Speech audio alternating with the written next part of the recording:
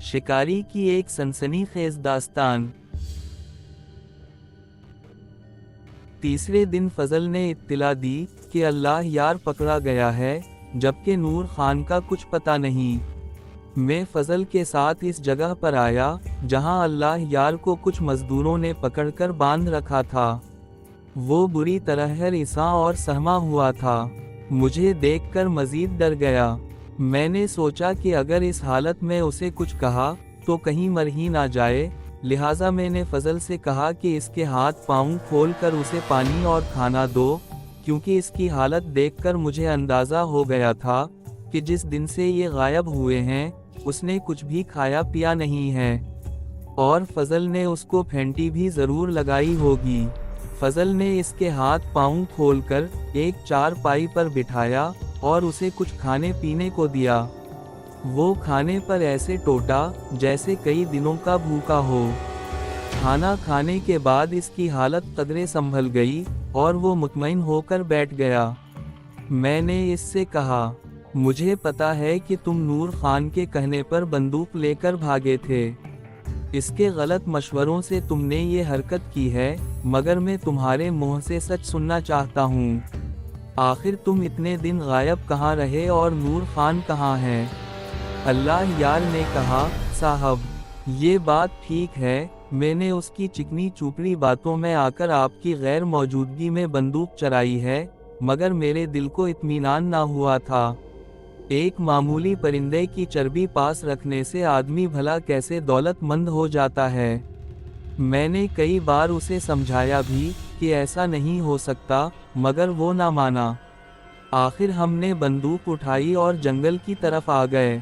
मैंने इससे कहा कि हम मांस खौरा को तलाश कैसे करेंगे, इसका ठिकाना कहाँ है।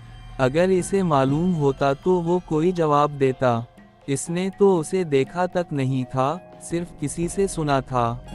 एक दिन एक रात हम यूं ही ख्वार होते रहे। कई खूंखार दरिंदों और ख़तरनाक जहरीले सांपों से हमारा अलिफ सामना हुआ। हमारे नसीब अच्छे थे जो हम उनसे बचते रहे। मैं इससे तंग आ गया और कहा कि तुम्हारा परिंदा मिलने वाला नहीं, चलो वापस चलते हैं, कहीं हम वहशी दरिंदों का शिकार ना हो जाएं। मगर वो ना माना और कहने लगा कि जब तक उस परिंदे को ढूंढ नहीं लेते वापस नहीं जाएंगे। मुझे इस पर ताव आ गया, यहाँ तक कि मैंने इसे 2-4 हाथ भी जड़ दिए।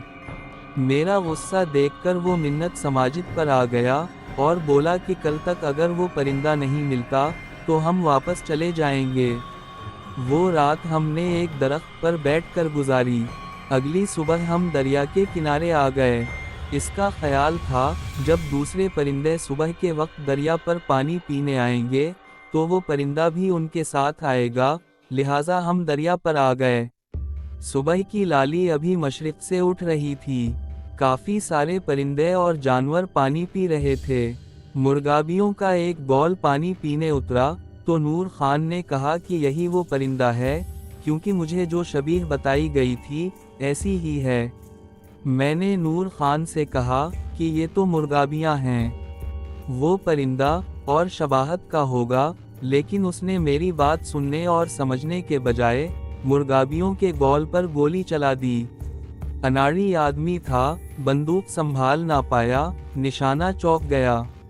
मुर्गाबियों का गौल तो उड़ गया, मगर वहां पानी पीते एक शीर को जख्मी जरूर कर गया। दरअसल एक शीर और शेरनी अपने 2 बच्चों समेत वहां पानी पीने आए थे। शेरनी और बच्चे पानी पी रहे थे। शीर निगरानी के लिए पास खड़ा था। गोली लगने से शीर तकलीफ से धाड़ने लगा तो बाकी जानवर और परिंदे रफू चक्कर हो गए। शीर ने गर्दन घुमाकर हमारी तरफ देखा। मैंने नूर खान से कहा, भागो यहाँ से, मगर इस पर शीर की दहशत कुछ इस तरह असर अंदाज हुई कि वो खिजा रसीदा पते की तरह थर थर कांपने लगा। बंदूक उसके हाथों से गिर पड़ी। शीर ने उसकी तरफ सरपट दौड़ लगा दी, फिर लंबी जसत लगाकर इसको दबोच लिया। अल्लाह यार बोला, साहब, मैंने जिंदगी में इतना खौफनाक मंजर पहले कभी नहीं देखा। शीर ने देखते ही देखते उसे चीर फाड़ डाला और ऐसे खाने लगा जैसे कई दिनों का भूखा हो।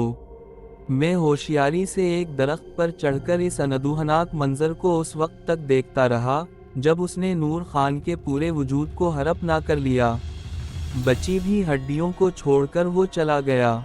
जब मुझे अंदाज़ा हो गया कि शेर वहाँ से दूर चला गया है, तो मैं नीचे उतरकर उसकी तरफ आ गया। कई दिन से भूखा प्यासा रहने की वजह से मुझसे चला नहीं जा रहा था। बहरहाल मैं आपके आदमियों के हथे चढ़ गया और इन लोगों ने खूब भड़ास निकाल ली। इंसान जब अपनी आंखों पर लालच और हरस हिलोस की पिटी बांध लेता है तो उसे अपने सिवा कोई दूसरा दिखाई नहीं देता। इसकी एक नादानी कई लोगों की जिंदगी दांव पर लगा देती है और ये काम नूर खान ने भी किया। अपने मफाद की खातिर खुद तो जिंदगी की बाजी हार गया, मगर जाते जाते दूसरों की जिंदगी भी खतरे में डाल गया था। जख्मी शेर अब किसी भी कीमत पर लोगों की जिंदगी बख्शने वाला नहीं था। एक तो वो जख्मी था, दूसरा उसने गुस्से में एक इंसान को खा लिया था। अब वो दो पहलुओं से इंसानी दुश्मन बन सकता था, एक जख्म की वजह से और दूसरा इंसानी लहू की लत से। मुझे यकीन हो गया था कि आज नहीं तो क्या कल वो इंसानी आबादियों पर ज़रूर हमला करेगा, लिहाजा मैंने सारी सूरत हाल लिखकर मामों को भेज दी। जब तक उनकी वापसी ना होती, अल्लाह यार को काम पर लगा दिया कि इसका फैसला मामों ने ही करना था। अगले दिन में और फजल अल्लाह यार को लेकर इस जगह जा पहुँचे जहाँ शेर ने नूर खान को हड़प किया था। अल्लाह यार ने इस जगह की निशानदही कर दी। वहाँ रेत के जर्रों में खून जमा हुआ था और चंद एक इंसानी हड्डियाँ भी पड़ी हुई थीं, जिन पर चियूंटियाँ चमटी हुई थीं।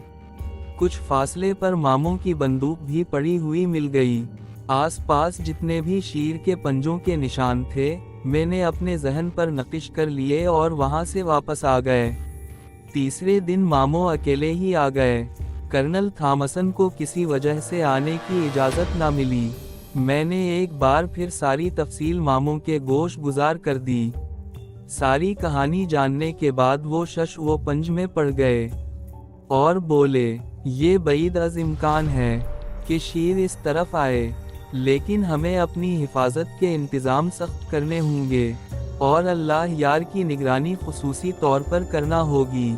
शेर की आंखों में इसकी सूरत छप चुकी, वो इसकी बू पाकर इसके पीछे आ जाएगा, फिर कुछ भी हो सकता है। बहरहाल मामों ने कुछ हदायतें दें और वापस चले गए। इन्हें थॉमसन के साथ किसी काम से रियासत मैसूर जाना था। मैंने फजल और कुछ बहादुर मजदूरों को मजीद हदायतें दें और इनसे कहा कि अल्लाह यार की ख़ास तौर पर निगरानी करनी है। मामों ने इसे मुआफ़ कर दिया था और काम पर लगे रहने की हिदायत की थी। खुद उसने भी रो रो कर मामों के पैर पकड़ लिए थे। दिन उसी तरह गुजरने लगे, काम ठीक तरीके से चलता रहा। मजदूरों ने लकड़ियां काट काट कर बस्ती के पास अंबार लगा दिए। अब बेल की तामीर होना बाकी थी। इस दिन मजदूरों को एक छुट्टी मिली। इन्होंने मुझसे फरमाइश की, हमें नील गाय का शिकार करके ला दें, हमने इसका गोश्त खाना है। ये फरमाइश मुसलमान मजदूरों की तरफ से थी। कुछ कट्टर हिंदू इस पर राजी नहीं थे। मजदूरों के लिए मैं दिल में एहसास रखता था, इसलिए उनकी फरमाइश रद्द नहीं कर सकता था। लिहाजा मैंने फजल को साथ लिया और हम जंगल की तरफ आ गए। हम दरिया के किनारे किनारे चलते हैं। नील गाय वहाँ पानी पीने आती हैं। मैंने फजल से कहा। इसने इस बात में सर हिलाया और हम दरिया के किनारे आ गए।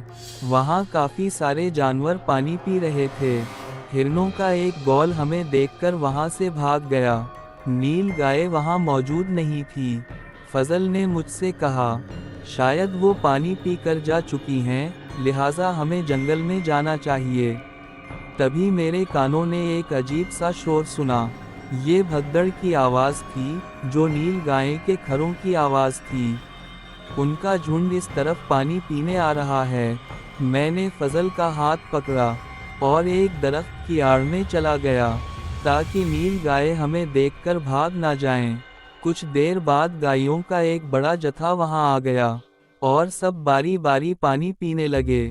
ان کی نگرانی ان کا نر سرغنہ کر رہا تھا۔ کسی بھی کھٹکے کی صورت میں وہ آواز نکالتا اور سب دوڑ لگا دیتے۔ موقع اچھا ہے، آپ گولی چلائیں۔ وہ رہی ایک موٹی تازی گائے۔ فضل نے ایک مادہ گائے کی طرف انگلی اٹھائی۔ نہیں، سب کو پانی پینے دو۔ ایک گائے کے لیے سب کی پیاس خراب نہیں کرنی، اور ہمیں نر گائے کا شکار کرنا ہے، مادہ کا نہیں۔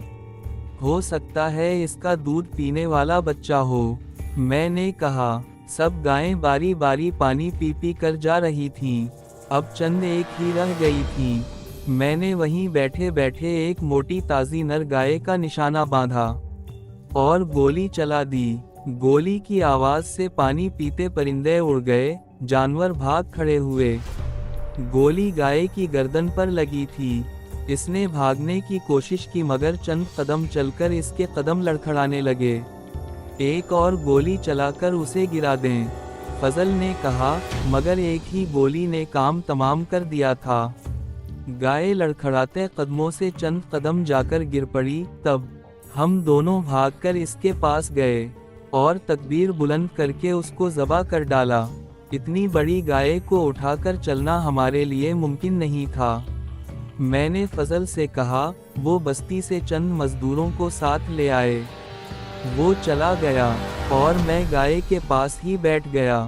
اکثر یہ ہوتا ہے کہ کچھ شکاری اپنا کیا ہوا شکار تنہا چھوڑ جاتے ہیں، اور جب آ کر دیکھتے ہیں تو دوسرے کئی چھوٹے موٹے جانور اس میں منہ مار چکے ہوتے ہیں۔ ہم چاہتے تو اپنے ساتھ چند مزدوروں کو لا سکتے تھے، مگر زیادہ لوگوں کی موجودگی میں شکار ٹھیک طرح سے نہیں ہو پاتا۔ کچھ دیر بعد فضل کچھ مزدوروں کو لے کر آ گیا۔ سب نے مل کر گائے کو اٹھایا اور بستی میں لے آئے۔ اس رات سب نے بڑی رغبت سے گوشت کھایا، سوائے ان چند مزدوروں کے جو گائے کے شکار پر راضی نہیں تھے۔ اگلے دن سب مزدور کام پر چلے گئے، مگر کچھ ہی دیر بعد دو بندے میرے پاس آ گئے۔ انہوں نے بتایا کہ اللہ یار موجود نہیں ہے، اس کی رہائش میں جا کر دیکھو، آگے پیچھے ہوگا، آ جائے گا، پریشانی والی کوئی بات نہیں۔ میں نے کہا، صاحب، ہم نے ہر جگہ اسے تلاش کیا ہے لیکن وہ کہیں نہیں ملا۔ ان میں سے ایک بندہ بولا۔ میں نے کہا، اچھا، تم لوگ جاؤ اور فضل کو بھیج دو، میں دیکھتا ہوں۔ وہ چلے گئے۔ فضل آیا تو میں نے پوچھا، یہ اللہ یار کہاں گیا؟ مجھے بھی ان بندوں نے بتایا ہے، چل کر دیکھنا پڑے گا، مجھے تو معاملہ کچھ اور ہی لگتا ہے۔ فضل نے خدشہ ظاہر کیا۔ میں نے کہا، چلو ٹھیک ہے، اس کی رہائش میں جا کر دیکھتے ہیں۔ ہم اس کی رہائش گاہ میں آ گئے۔ نور خان کے بعد اپنی جھونپڑی میں وہ اکیلا ہی رہتا تھا۔ اس کا سامان صحیح حالت میں موجود تھا، ایسا کوئی نشان نہیں تھا جس سے اس کے فرار کا شک ہو۔ اچھی طرح دیکھنے کے بعد ہم باہر آ گئے، کہیں ایسا تو نہیں کہ اسے وہی شیر اٹھا کر لے گیا ہو۔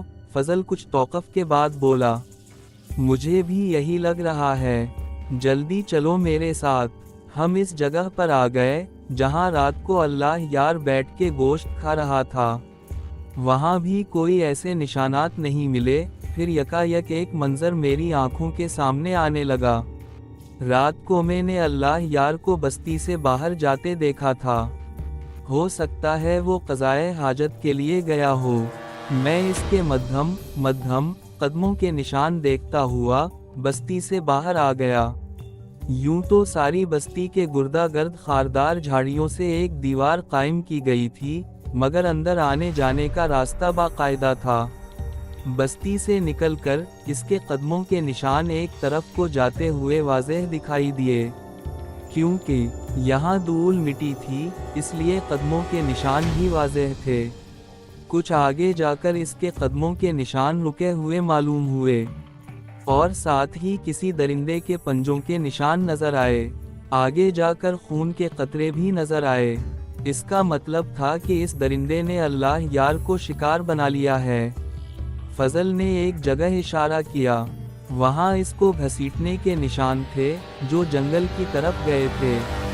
हम इन निशानों के सहारे जंगल की तरफ चल पड़े। बिलाखिर एक जगह झाड़ियों के बीच इसकी लाश मिल गई। सिर्फ इसका सर बचा था, बाकी वजूद ढांचे में तब्दील हो चुका था। शेर ने जगह जगह से नोचकर इसका गोश्त खा लिया था। मैंने फजल से कहा, कुछ एतमाद वाले मजदूरों को ले आओ जो राजदारी से अल्लाह यार की बची कच्ची लाश को उठाकर दफना दें और किसी पर जाहिर ना करें कि शेर ने अल्लाह यार को शिकार बना लिया है। इससे मजदूर खौफजदा हो जाएंगे। मैं लाश के पास खड़ा हो गया। फजल मजदूरों को लेने चला गया। मैं सोच रहा था कि शेर आतिश इंतकाम में मचल रहा है। अगर नूर खान और अल्लाह यार के खून ने उसे मजीद आदमखोरी पर मजबूर कर दिया तो उसका ध्यान दूसरे लोगों की तरफ भी जाएगा। हो सकता है वो 2-3 दिन में किसी और मजदूर को उठाने की कोशिश करे।